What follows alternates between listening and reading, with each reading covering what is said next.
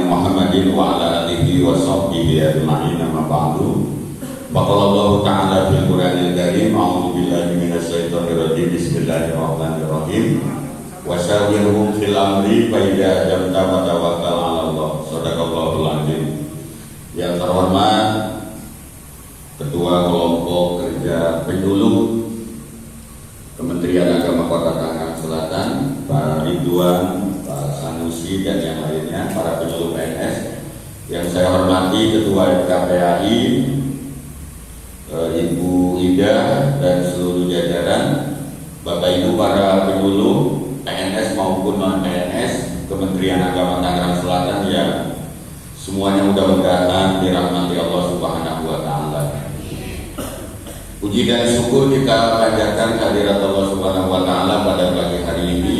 Kita dapat berkumpul bersama dalam rangka mengikuti acara halal bihalal sekaligus pembentukan kepengurusan FKPAI yang sebelumnya Ibu Ida, karena beliau dapat amanah menjadi Ketua FKPAI Provinsi Banten, jadi perlu dibentuk kembali untuk FKPAI Kota Tangerang Selatan. Mudah-mudahan acara kita diberkahi oleh Allah Subhanahu wa Ta'ala.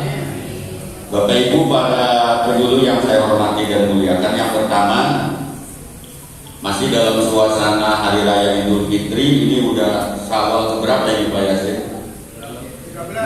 13 ya. Masih suasana di bulan Syawal. Saya atas nama kantor Kementerian Agama Tangerang Selatan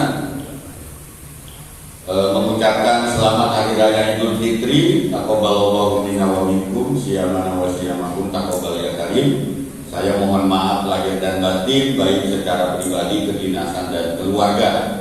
Karena saya mengakui selama ini, ya saya yakin ada tutur kata, perilaku, sikap, hal-hal yang kurang berkenan di hati Bapak Ibu, ya saya minta maaf.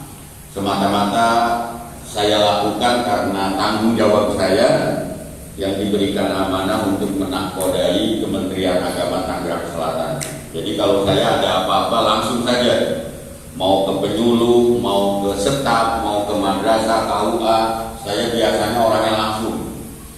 Udah berapa penghulu yang saya panggil karena ada laporan dari masyarakat. Kalau saya nggak apa-apa, mau dibenci, dia nggak suka, nggak apa-apa. Yang penting saya sebagai, ya bahasanya pimpinan yang diberikan amanah, ketika mendapatkan hal-hal yang kurang berkenan di hati masyarakat, saya akan panggil pegawai saya siapapun dia, ya dalam rangka Islam, ya perbaikan, peningkatan dan tidak lagi mengulangi kesalahan, ya itu biasa.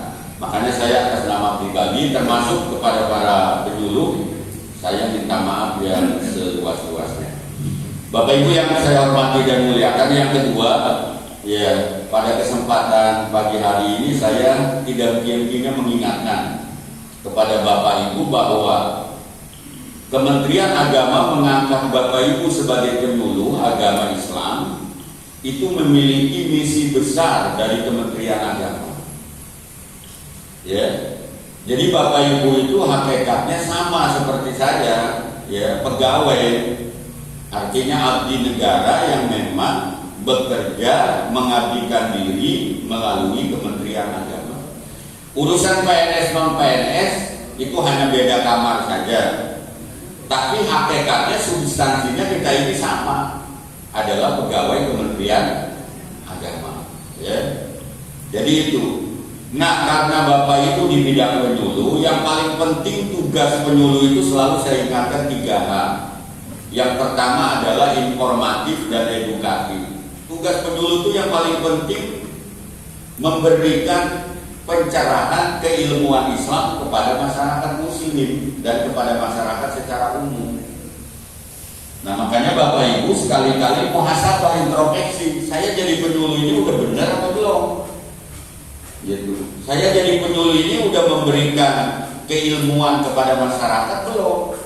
Kalau Bapak Ibu jadi penyuluh cuma ajak gigi ke sono kemari, tapi Bapak Ibu nggak memberikan keilmuan melalui pengajian, melalui taklim, melalui apa saja kepada masyarakat, bohong itu jadi penyuluh.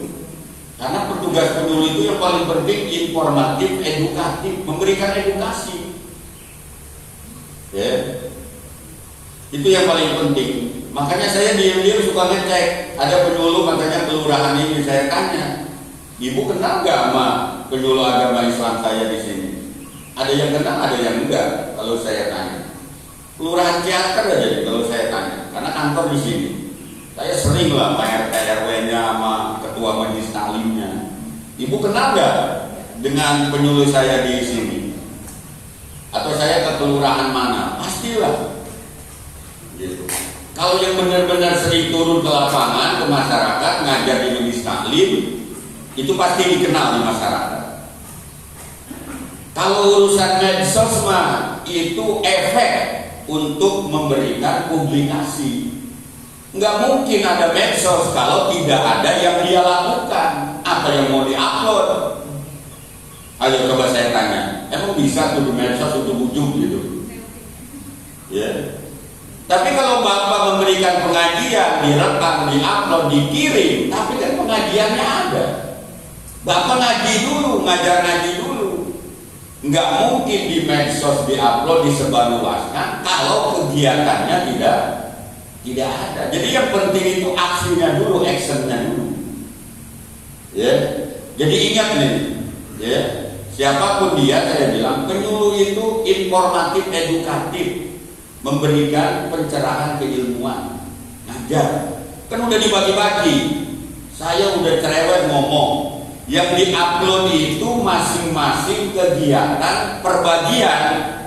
Umpamanya ada penyuluh keluarga Sakinah, ya dia nguploadnya itu tentang materi keluarga Sakinah. Penyuluh wakaf, ya dia ngupload ke medsosnya tentang wakaf. Penyuluh zakat, dia lagi ngajar ngaji kepada masyarakat, bagus zakat, dijelasin, direkam, diupload, dikirim. Nanti masyarakat semakin banyak dapat informasi keislaman dari para penyuluh dengan materi yang beda-beda. Itu yang harus diingat. Materi kerukunan umat beragama coba bahas dalam pandangan Islam, moderasi itu bagaimana, kerukunan itu bagaimana, sampaikan. Jadi yang paling penting itunya dulu, fokus. Ingat, Bapak Ibu sebagai penyuluh mengajarkan keilmuan Islam, karena penyuluh agama Islam ya, yang Katolik juga.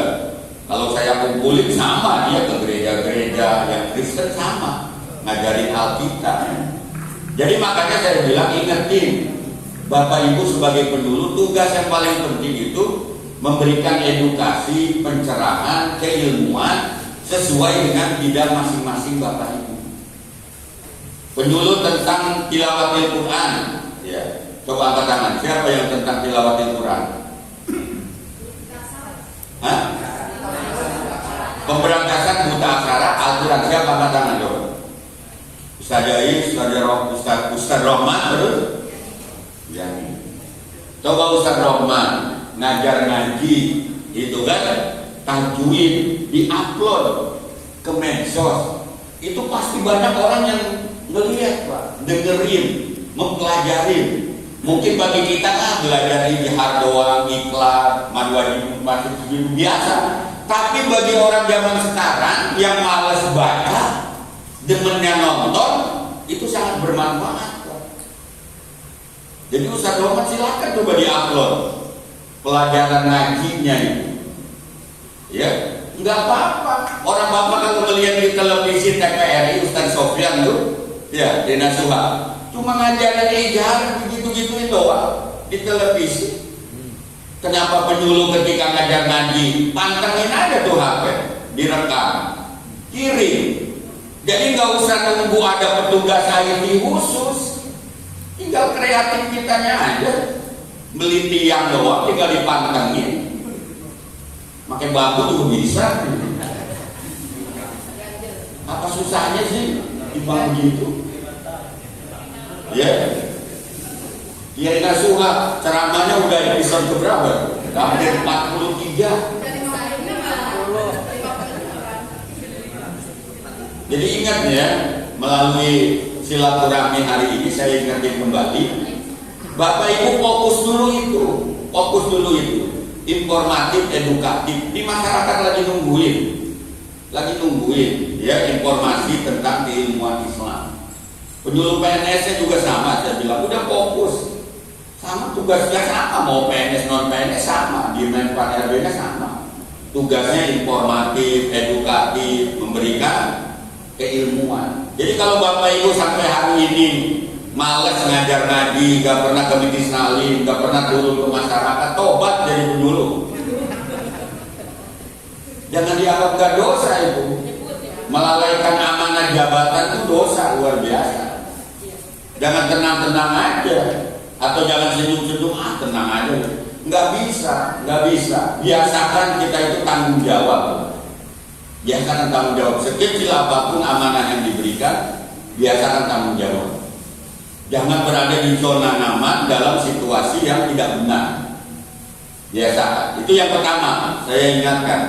Jadi saya tidak tentunya ngomong mau pada ngambek, mau pada kesal, bagi saya terserah. Yang penting sebagai pimpinan, sebagai yang diberikan amanah, saya sudah menyampaikan. Di akhirat saya nggak ada lagi tanggung jawab. Saya udah peringatkan ya Allah para penyuluh supaya dia berdakwah, menyampaikan syariatmu, tapi dia pada bandel, pada ngambek. Silakanlah, terserah engkau ya Allah. Mau diapain? Yang penting saya udah nyampe sama, ya. Jadi makanya evaluasi muhasabah Bapak Ibu, hati-hati, ya. Biasakan. Ini yang pertama. Yang kedua, saya selalu ingatkan tugas penyuluh itu konsultatif, memberikan jawaban terhadap berbagai macam permasalahan yang terjadi di masyarakat. Konsultatif ini penting Pak. Orang ini hidup ini ribuan masalah.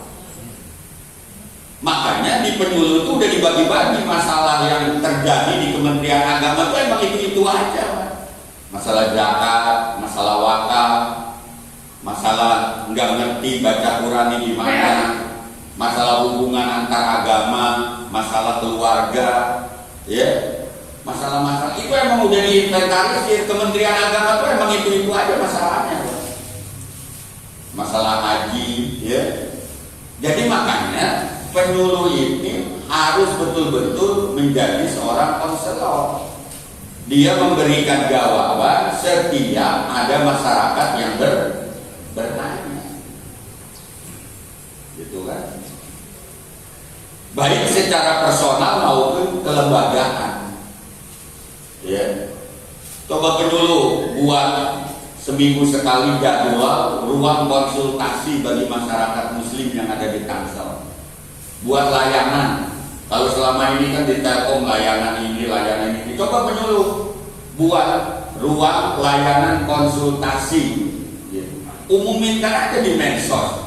Ini nomor HP-nya yang mau bertanya silakan. Nanti dijawab lagi di medsos. Terjadi interaksi, Pak.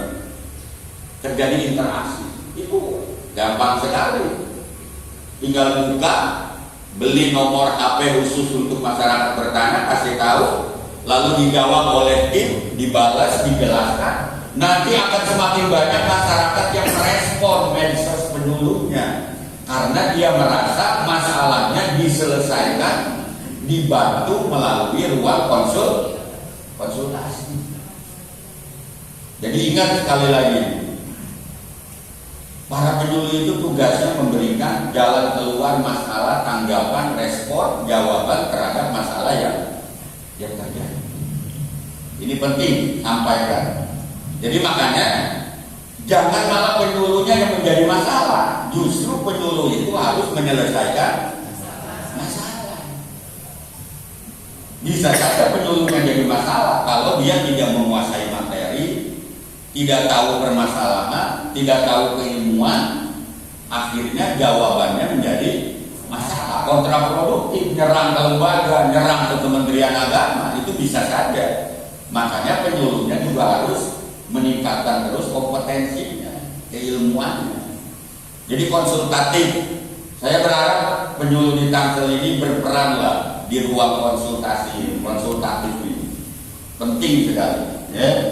Permasalahan di Tangerang Selatan ini luar biasa. Apalagi medsos zaman sekarang itu banyak dipakai untuk disalahgunakan.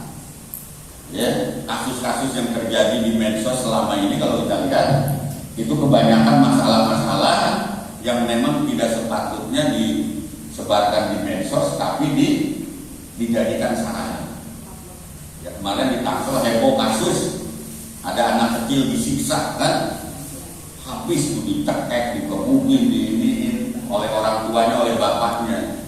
Itu kejadiannya di Serpong Utara di Pondok Jagung Timur. Ya. Mungkin penyuluh nggak tahu. Kenapa itu terjadi?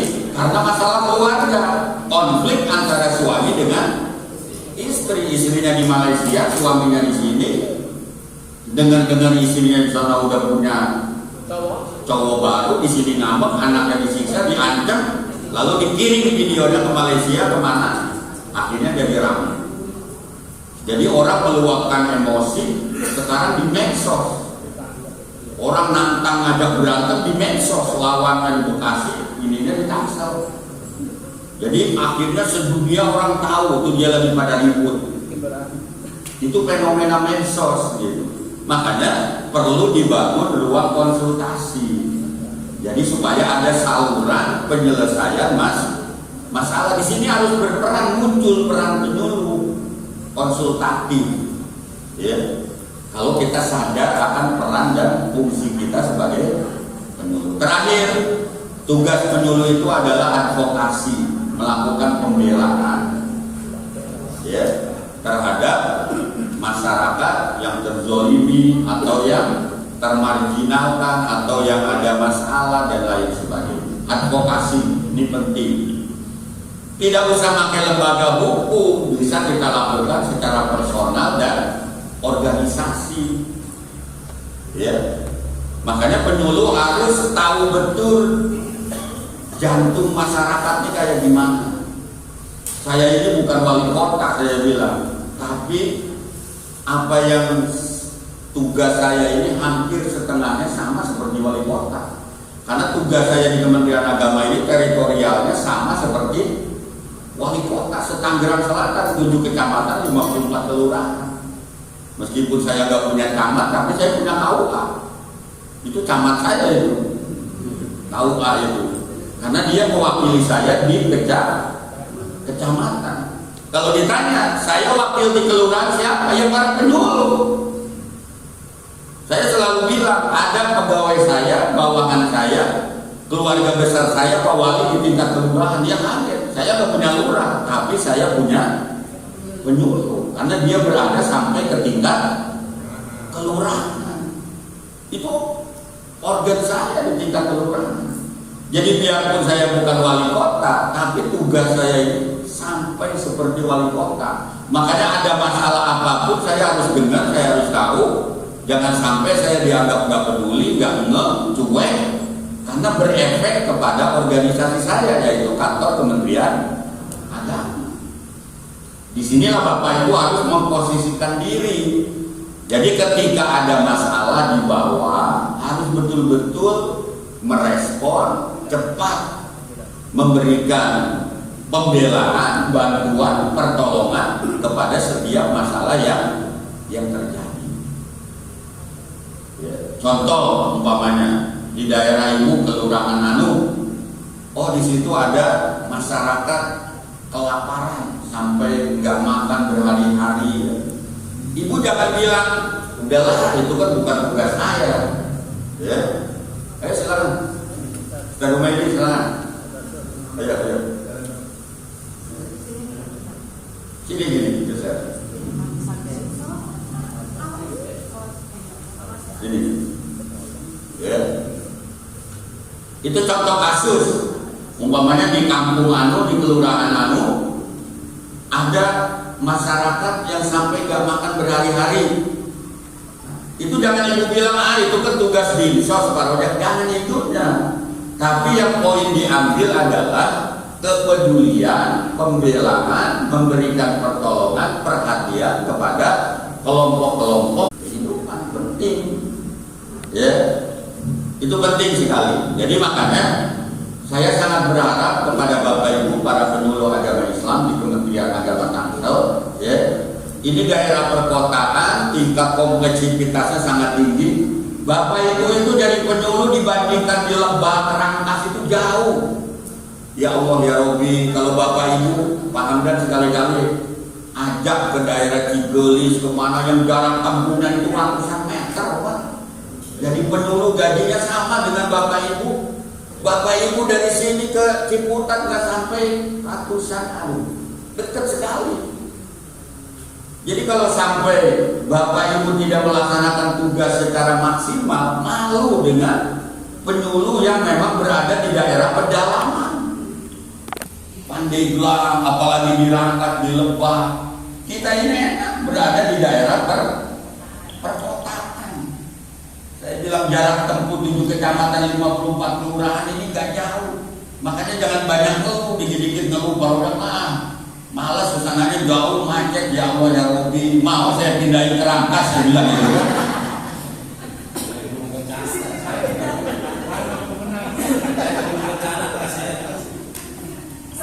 Kalau udah mau kan dipindahin ke Rangkas, saya bilang saya kan pindah aja, kenapa? Tinggal pindah aja ke sana, saya bilang. Saya selalu jawab begitu, dibalikin kan.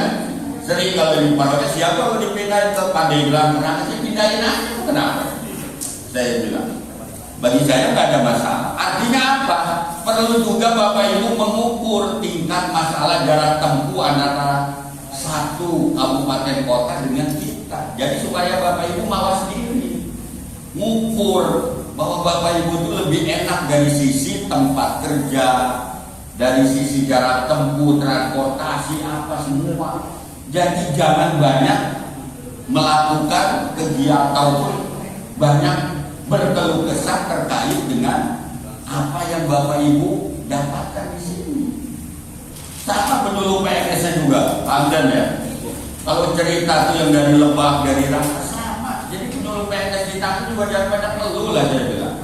Banyak bersyukur. Ya, enak sekali. Jadi makanya advokasi pembelaan. Ya, saya berharap sekali. Mumpung kita masih diberi kesempatan lah. Ya, masih ada waktu bagi kita untuk berkarya, memberikan kontribusi kepada masyarakat. Ya, nggak usah nunggu jadi wali kota, jadi pejabat, jadi ini. Lakukan apa yang Bapak Ibu bisa lakukan hari ini sebagai diri Bapak Ibu sebagai seorang penyuluh. Itu yang harus kita lakukan. Ya, jadi 3 hal itu saya nitip. Ingat sekali lagi ini ya. Saya nggak bakal bosan menyampaikan hal ini.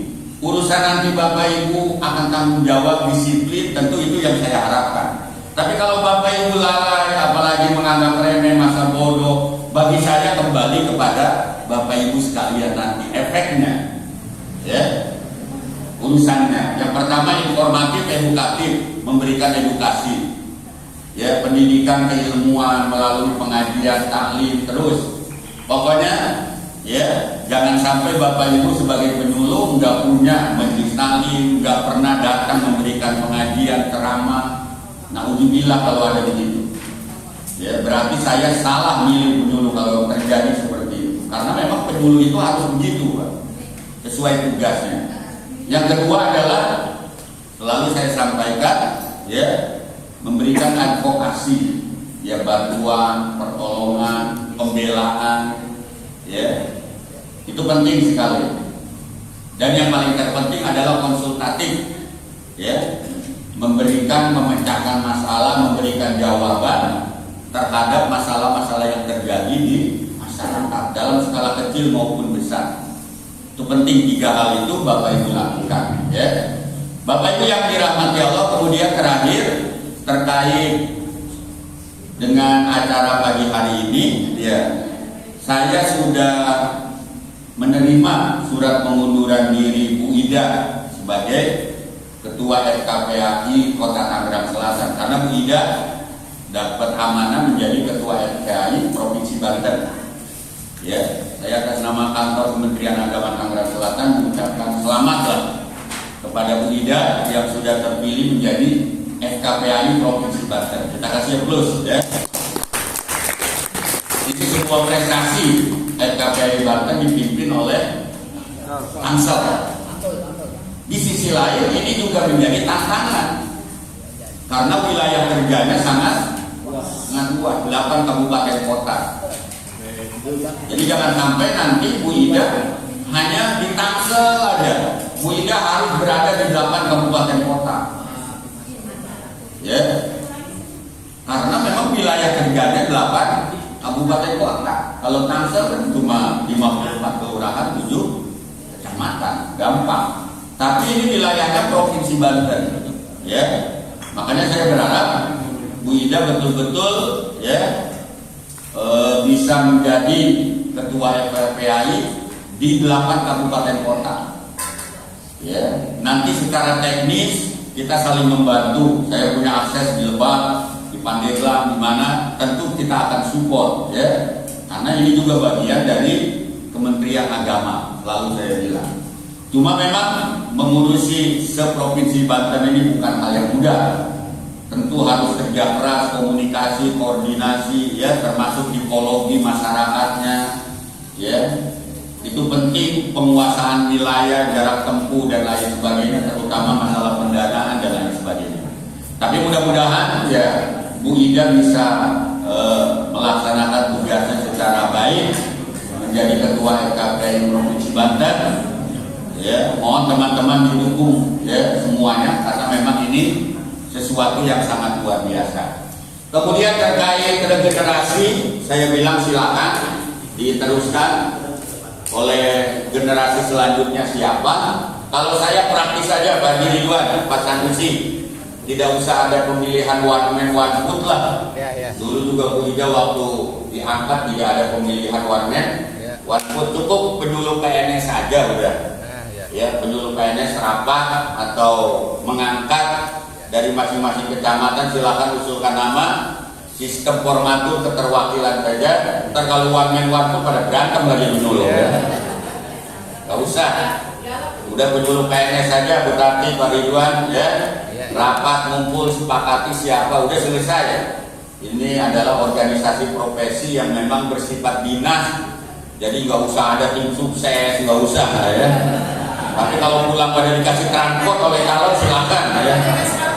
Kalau ada yang mau gitu ya.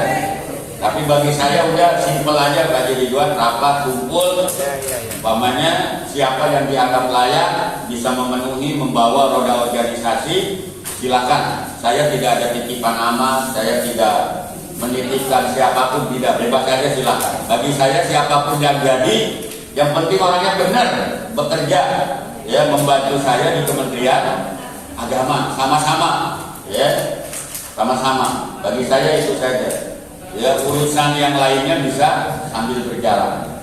Jadi simpel aja Pak Ridwan, silakan nanti rapat ya, atau mau ada perkenalan dulu masing-masing kecamatan, karena penyuluh PNS ini kan punya binaan ya, punya binaan. Mungkin ada yang mau diusulkan, silakan Pak Sanusi siapa ya, nanti dirapatkan, dimusyawarahkan.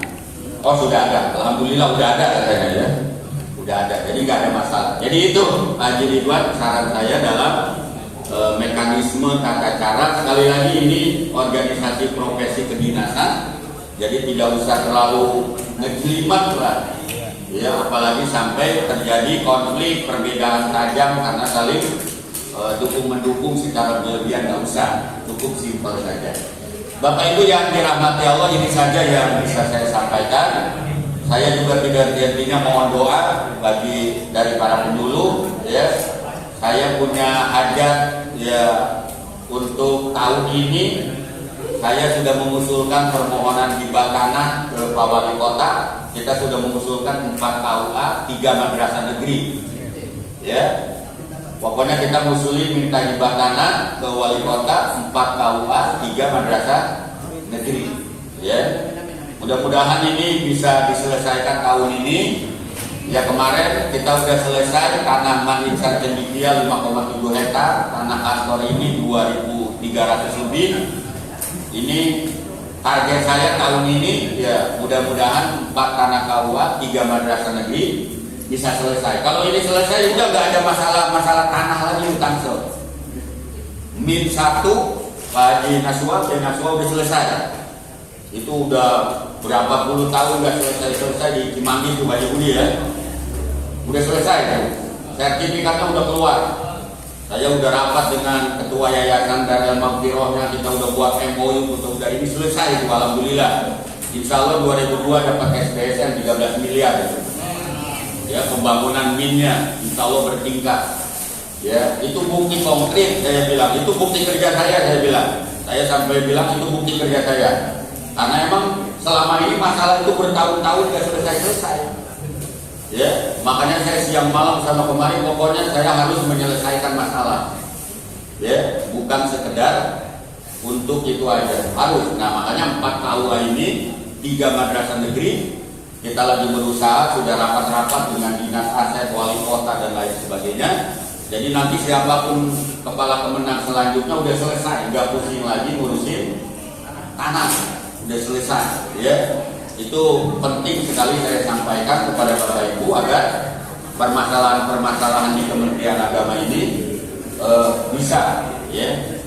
Termasuk saya bilang kalau penyuluh mau minta tanah ke wali kota juga bisa. Kenapa nggak bisa? Sekretariat sekarang ini NU lagi pada minta, ini lagi pada minta. Tinggal bikin aja surat permohonan, ya, minta tanah untuk gedung apa, nanti dibahas oleh wali kota, bisa dikasih. Namanya izin pemanfaatan. Nanti dapat SK wali kota kita bisa bangun, silakan. Cuma sifatnya hanya pemanfaatan, belum dimiliki. Nanti kalau dimiliki baru namanya hibah. Ini tanah Pemkot nih, tapi udah saya minta diserahkan, dihibahkan ke Kementerian Agama, udah milik Kementerian Agama. Manjice tanah Pemkot udah kita minta diserahkan 5,7 hektar jadi milik Kementerian Agama. Itu bisa. Yang penting Bapak Ibunya mau bekerja keras, ya, mewujudkan hal demikian. BKMT pengen punya ini silakan minta, karena memang pemerintah berhak boleh memberikan, memfasilitasi segala, ya, urusan masyarakat termasuk urusan, ya, pelayanan yang ada. Apalagi penyuluh itu organisasi pelayanan masyarakat, memberikan edukasi penyuluhan, ya. Jadi banyak hal yang bisa Bapak Ibu lakukan.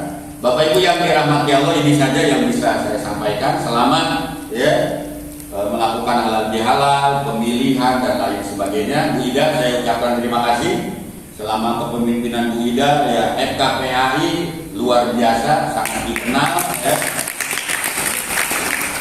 Audien kesana kemari, ya, Bu Ida benar-benar sama kemari gitu kan, ya, keliling-keliling sama kemari, gitu, ya nggak apa-apa. Ya, tahap awal udah dibuka sama Bu Ida, diperkenalkan ke DPRD, ke BNN, kepala BNN ketemu saya lapor, baru udah kemarin penyuluhnya datang ke saya, ya Bu, saya bilang itu penyuluh agama Islam. Pokoknya Bu Ida kemana aja pasti kepantau lah, ya, ketahuan. Ya, itu udah dibuka, tinggal terusin aja nih generasi selanjutnya. Ya, tinggal terusin, diperkuat kembali melalui program-program kegiatan. Ya, karena organisasi bukan sekedar dikenal, tapi harus memberikan manfaat. Itu yang paling penting kepada masyarakat. Itu saja yang bisa saya sampaikan. Mohon maaf, ya, Pak Haji Ridwan, Pak Andan, Pak Sanusi, saya nggak sampai akhir karena harus rapat di Kanwil dan rapat di DPRD Kota Tangerang Selatan terkait usulan Raperda tentang pendidikan keagamaan. Ya, saya minta ke anggota DPRD usulan praksi supaya Kementerian Agama ini dibantulah madrasahnya, pondoknya. Nah, ini baru mau dibuatin perdanya, ya, disiapin naskah akademiknya dan lain sebagainya. Karena selama ini saya merasa duit APBD Tangerang Selatan yang 4 triliun itu kayak nggak suka, kita sedikit sekali dapatnya.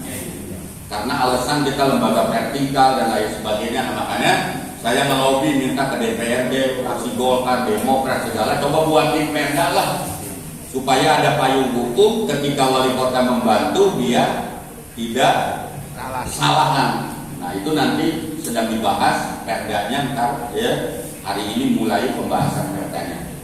Pokoknya segala apapun saya lakukan selagi saya diberikan amanah di sini, yang penting saya berusaha agar betul-betul apa yang menjadi kebutuhan keluarga besar Kementerian Agama minimal bisa kita lakukan, kita penuhi. ya, itu niat saya. Sekian dan demikian, mohon maaf atas segala kekurangan. Izin sekali lagi tidak sampai akhir. Saya berharap selesaikan dulu pagi Ridwan sampai tuntas, ya, selesai. Makanan juga cukup banyak, ya, luar biasa. Ini hasil donasi bersama, ya, para penyuluh. Ya, saya minta maaf karena memang tidak ada anggaran secara khusus untuk halal bihalal pagi hari ini, tapi Bapak Ibu dengan senang hati membawa makanan masing-masing, ya. Ntar pulang dari sini makan bayi dicerek di sono, ya. Bayar dewek. Bayar dewek, ya. Bayar dewek. Makan, ya, silakan, ya. Itu saja, mohon maaf atas segala kekurangan. Wallahul muwaffiq ila aqwamit thoriq. Wassalamualaikum warahmatullahi wabarakatuh. Nanti Pak Budi, ya.